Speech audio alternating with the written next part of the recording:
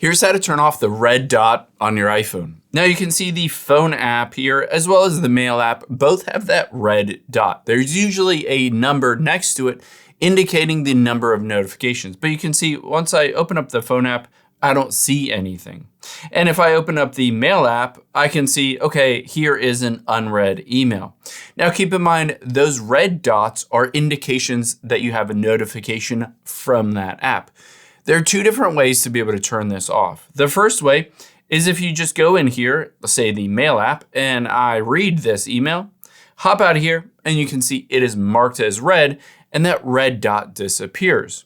Now that is one option, but you can also just remove it manually if you don't want that red dot to appear. To be able to do that, we need to head into your settings. So open up the settings. Oh, let me go back to the very beginning here. Once you're in your settings, it's basically a notification setting where you can choose whether to have that red dot or not. So from here, let's scroll down to notifications. And then in this case, let's scroll down to the phone option if you don't want the phone to have that red dot. You can see what you're looking for is midway down. It says badges. Those little red dots are badges, aka notification badges. So if I turn this off, you'll be able to see it automatically removes that dot.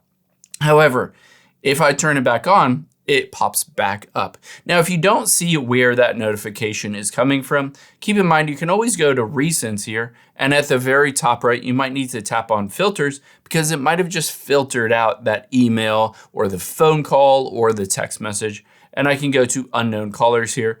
And here is that random number that called me. You can see a few minutes ago it called me, and I can choose to delete it or call them back, etc. But I can also just choose to manually turn off that red dot if I wanted to.